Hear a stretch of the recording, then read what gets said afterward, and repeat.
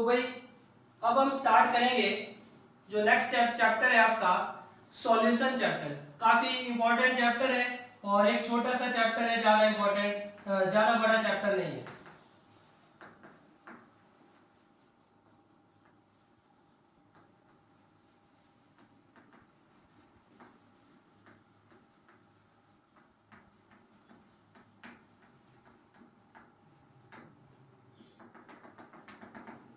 तो इस चैप्टर में हम क्या क्या डिस्कस करेंगे।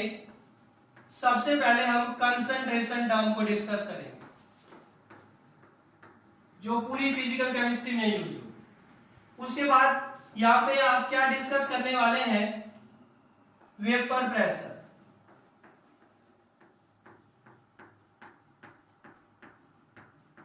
फिर आप यहाँ पे क्या डिस्कस करने वाले हैं, वेंट ऑफ फैक्टर। ये नई चीज है भाई, यहां से क्वेश्चन पूछे जाते हैं। फिर आप यहाँ पे क्या डिस्कस करने वाले हैं, कॉलिगेटिव प्रॉपर्टी।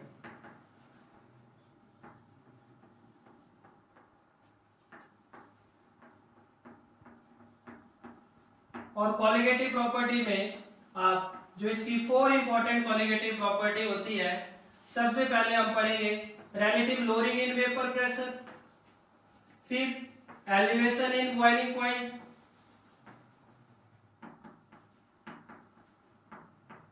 फिर depression in freezing point,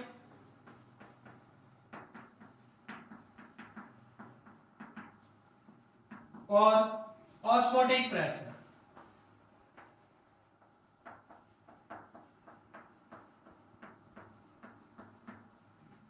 और फिर हम यहाँ पे डिस्कस करने वाले हैं सोल्युबिलिटी ऑफ गैसेज।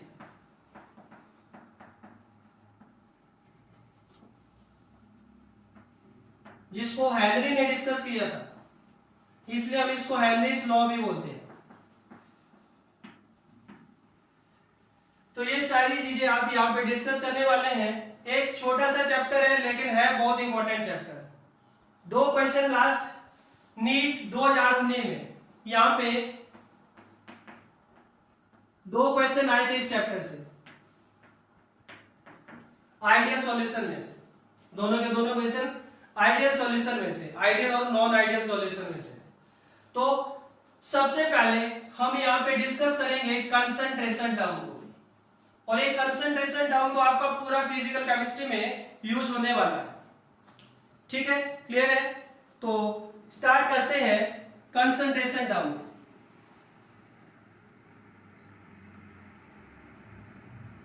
तो कंसंट्रेशन टर्म को स्टार्ट करते हैं।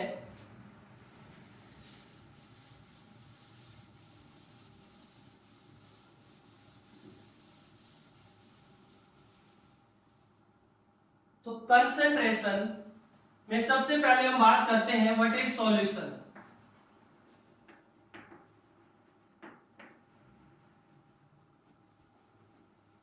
सॉल्यूशन में जैसे मान लीजिए मैंने 3 बीकर ले लिए यहाँ पे।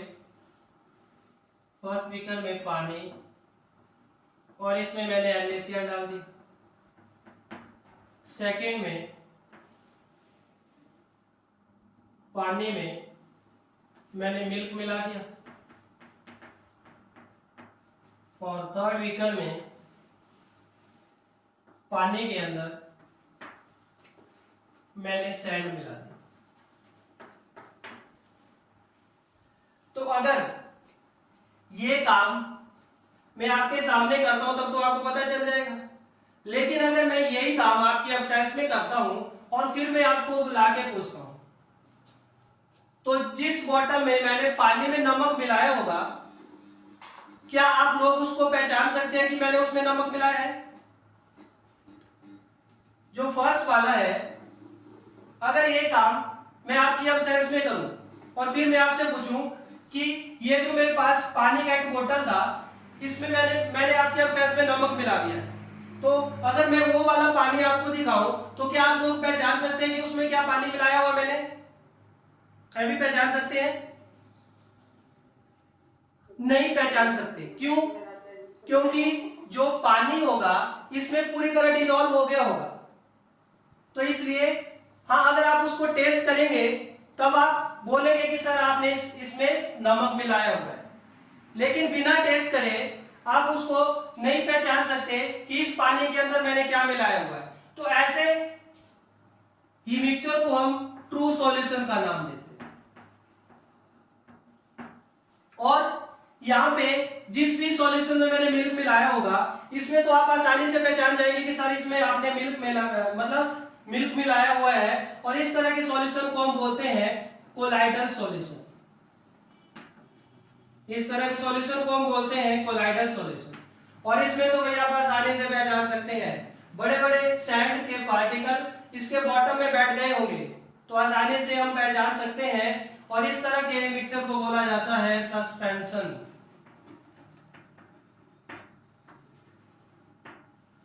तो सॉल्यूशन क्या होता है? सॉल्यूशन एक होमोजेनियस मिक्सचर होता है।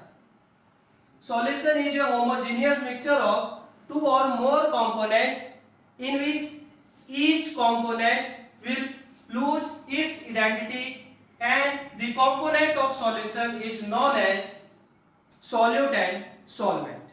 तो लिखेंगे भाई सॉल्यूशन क्या होता है। अब हम बात करने वाले हैं ट्रू सॉल्यूशन की, ये हम बाद में पढ़ेंगे।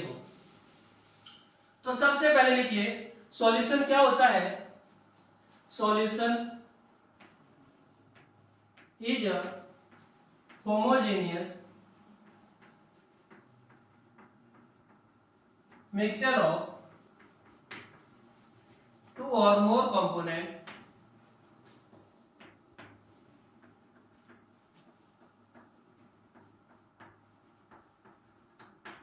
in which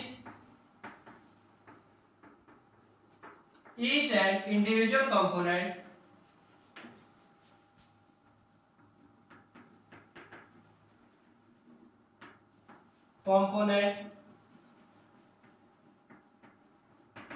will lose its identity and component of solution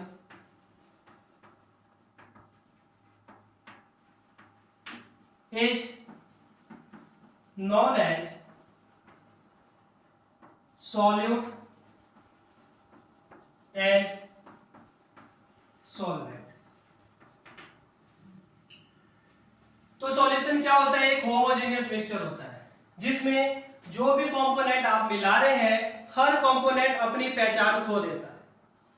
जैसे मैंने पानी के अंदर नमक को मिलाया, तो क्या आप इस सॉल्यूशन के अंदर पहचान पाएंगे कि कौन से नमक के पार्टिकल है, कौन से पानी के पार्टिकल है? बिल्कुल भी पहचान नहीं पाएंगे।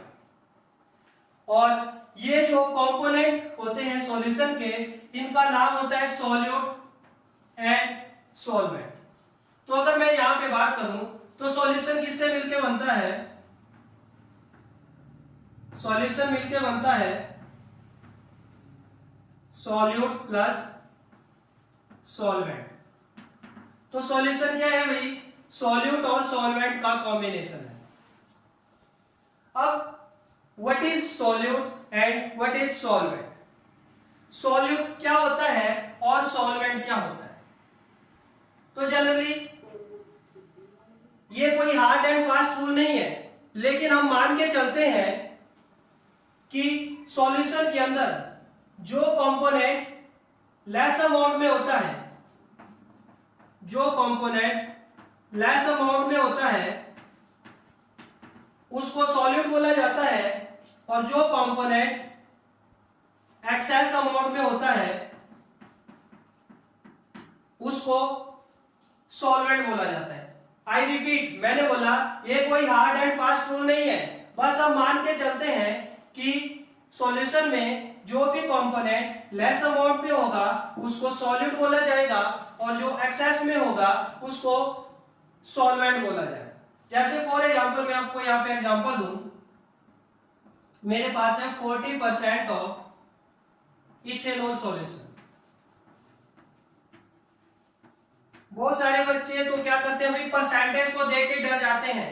क्या मुझे बता सकते हैं इसका क्या मीनिंग है 40% ऑफ इथेनॉल सॉल्यूशन का? 40 ग्राम।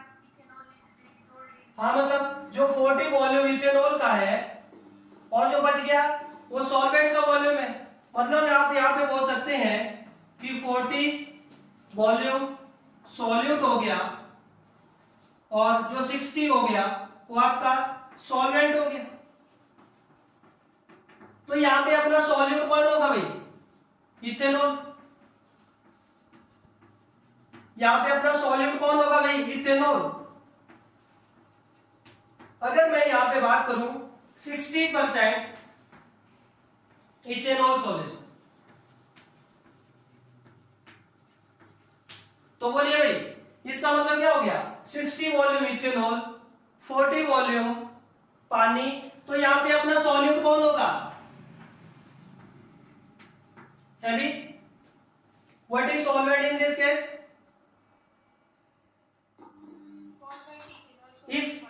इस केस में 60 वॉल्यूम इथेनॉल का है और 40 वॉल्यूम पानी का है। तो यहाँ पे पानी की अमाउंट कम है, तो यहाँ पे जो सॉल्यूट होगा हमारा कौन होगा?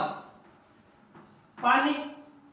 लेकिन अगर मैं ऐसे बोल दूं भाई 50% इथेनॉल सॉल्यूशन,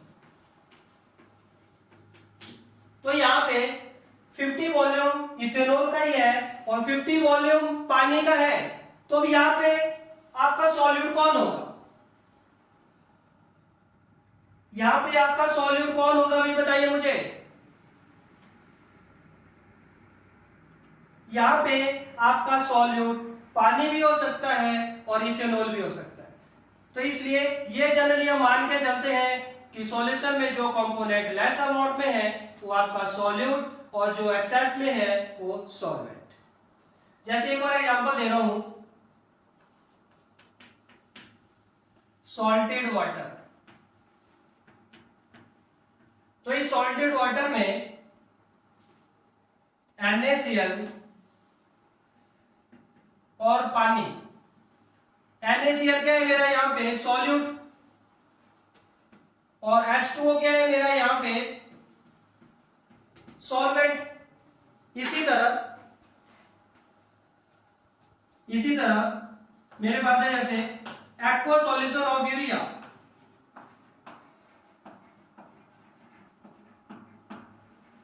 तो एक्वा सॉल्यूशन ऑफ यूरिया में कौन सॉल्यूट है मेरे भाई और कौन सॉल्वेंट है?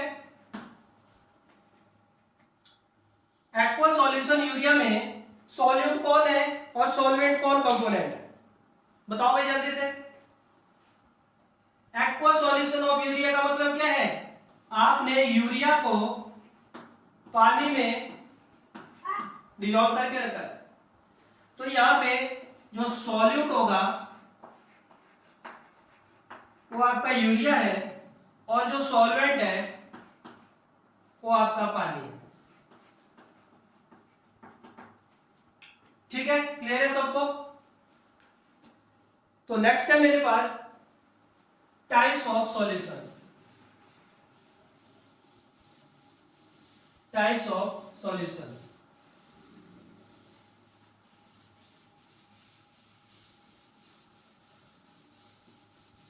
तो टाइप्स ऑफ सॉल्यूशन में सॉल्यूशन को जनरली हम डिवाइड करेंगे यहां पे दो टाइप्स में।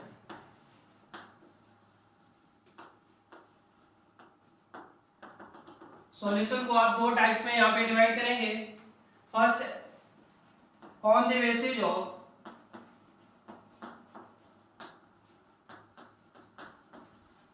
कंपोनेंट। तो on the basis of component solution can be classified into, generally हम जो मेन है हमारा हुआ यहाँ पे वो होता है बाइनरी सॉल्यूशन।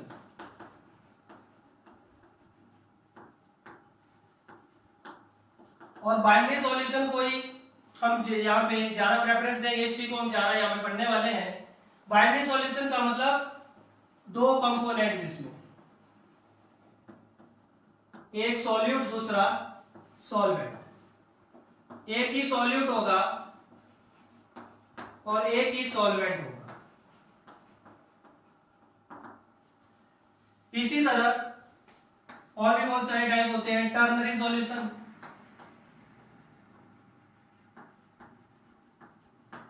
टर्नरी सॉल्यूशन का मतलब क्या है? ऐसा solution which has three component, solution having three component. और टर्नरी सॉल्यूशन में दो कंपोनेंट सॉल्यूट होंगे और एक सॉल्वेंट होगा। सेकेंड टाइप है on the basis of concentration.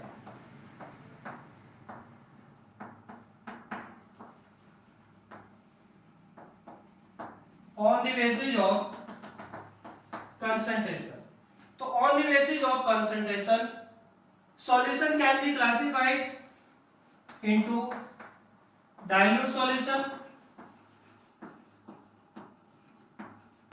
dilute solution से क्या समझते हैं? solute is very less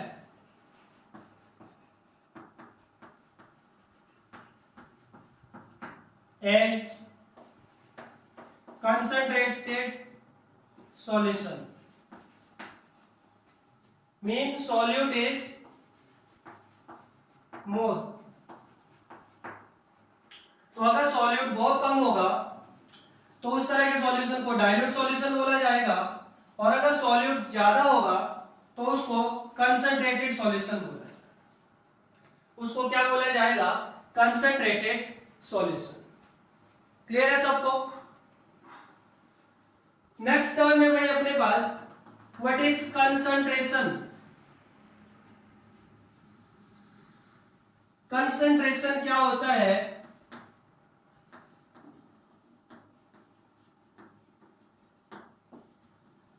तो कंसंट्रेशन को भी कैसे डिफाइन करेंगे आप लोग यहां पे? What is concentration? बताओ भाई जल्दी से। देखिए, जैसे जिसको खाना नहीं बनाने आता है, चलो मैं अपनी बात कर लेता हूं। तो अगर मैं मान लीजिए खाना बनाने जाऊं और मुझे एक कटोरी सब्जी बनानी है, तो मैं क्या करूंगा? उसमें एक चम्मच नमक डालूंगा। अगर मुझे 2 कटोरी सब्जी बनाना है तो मैं क्या करूंगा? उसमें 2 चम्मच नमक डाल दूंगा। तो नमक देखिए, पहले मैंने एक कटोरी के लिए 1 चम्मच डाला, 2 कटोरी के लिए 2 चम्मच डाला, तो नमक जो नमक था एक कटोरी के लिए 1 चम्मच, 2 के लिए 2 चम्मच, तो यही क्या है? वेरी कर रहा है। इसी चीज को हम क्या बोलेंगे? यहाँ पे कंसंट्रेशन बोलेंगे। और ये जो कंसंट्रेशन होगी सॉल्यूशन की, इसको सॉल्यूट के रिस्पेक्ट में ही हमेशा डिफाइन किया जाता है। Concentration of solution is always defined with respect to solute. तो लिखेंगे सभी व्हाट इज कंसंट्रेशन। तो लिखेंगे व्हाट इज कंसंट्रेशन, तो लिखेंगे concentration is always defined with respect to solute. Concentration of solution is always defined with respect to solute and is defined as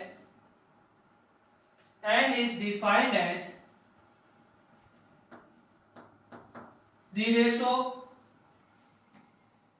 of mass oblique mole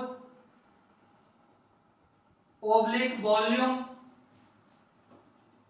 the ratio of mass oblique mole oblique volume of solute to the mass oblique volume of solution।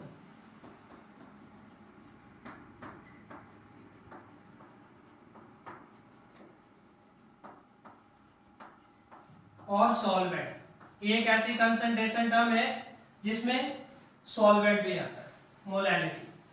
तो this is mathematically concentration is nothing but the ratio of the mass oblique mole oblique volume of solute to the mass oblique volume of solution oblique solvent. ये concentration term है, यहाँ पे solvent भी आता है molality में। अब ये जो कंसंट्रेशन जो हमारे पास कंसंट्रेशन है, इसको भाई मैंने दो ग्रुप में डिवाइड करके रखा है, ग्रुप ए और ग्रुप बी। जितनी भी यूनिट ऑफ कंसंट्रेशन है, जितनी भी यूनिट ऑफ कंसंट्रेशन है उनको हमने दो ग्रुप में डिवाइड किया है, group A and group B. Group A में हमने किसको रखा है, जो भी वॉल्यूम रिलेटेड है, और ग्रुप बी में हमने किसको रखा है, जो भी मास से रिलेटेड है।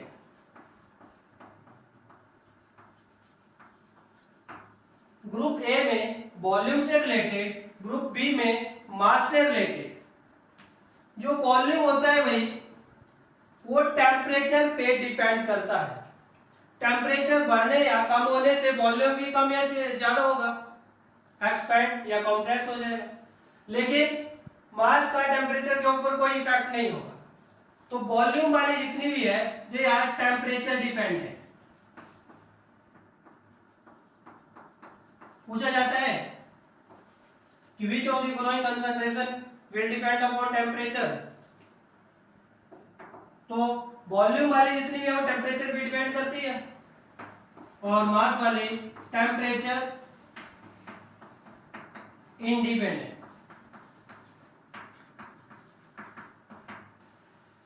अब कौन कौन सी यूनिट है जिनको मैं ग्रुप ए में रखूंगा, और कौन कौन सा वो यूनिट कंसंट्रेशन है जिनको हम ग्रुप बी में रखेंगे।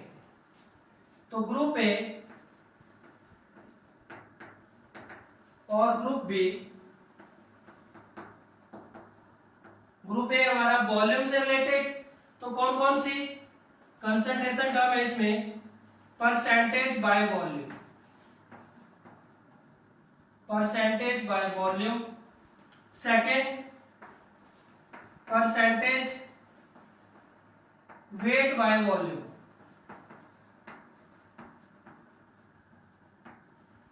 फिर मोलैरिटी और नॉर्मेलिटी। तो ये था हमारा ग्रुप ए। और ग्रुप बी में कौन कौन सी कंसंट्रेशन टर्म है हमारी, ग्रुप बी में मास रिलेटेड मतलब टेम्परेचर इंडिपेंडेंट। कौन कौन सी यूनिट है, परसेंटेज बाय वेट,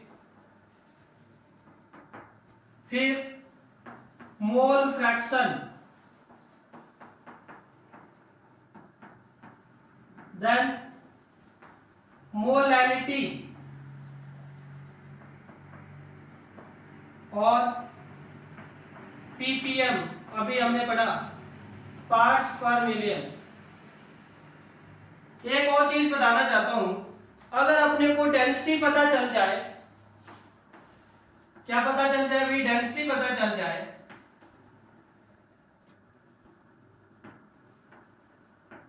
तो एक यूनिट को दूसरे में कन्वर्ट किया जा सकता है। अगर अपने को डेंसिटी पता चल जाए तो ग्रुप ए से ग्रुप बी में जा सकते हैं। अगर आपको डेंसिटी गिवन हो, इसमें से नॉर्मेलिटी को हम ऑलरेडी डिस्कस कर चुके हैं, पीपीएम को भी हम डिस्कस कर चुके हैं। तो ग्रुप ए में भी 3 कंसंट्रेशन टर्म अपने को पढ़ना है, और ग्रुप बी में भी अपने को 3 कंसंट्रेशन टर्म को पढ़ना है। ठीक है, क्लियर है। तो कल हम 1 बाय 1 सभी कंसंट्रेशन टर्म को डिस्कस करेंगे। आप लोग यहां तक इसको रिवाइज करके आए, और जो भी इसका असाइनमेंट होगा वो मैं आप लोगों को ग्रुप में पोस्ट कर दूंगा, और कल वाले क्वेश्चन का आंसर भी ग्रुप में पोस्ट कर दूंगा।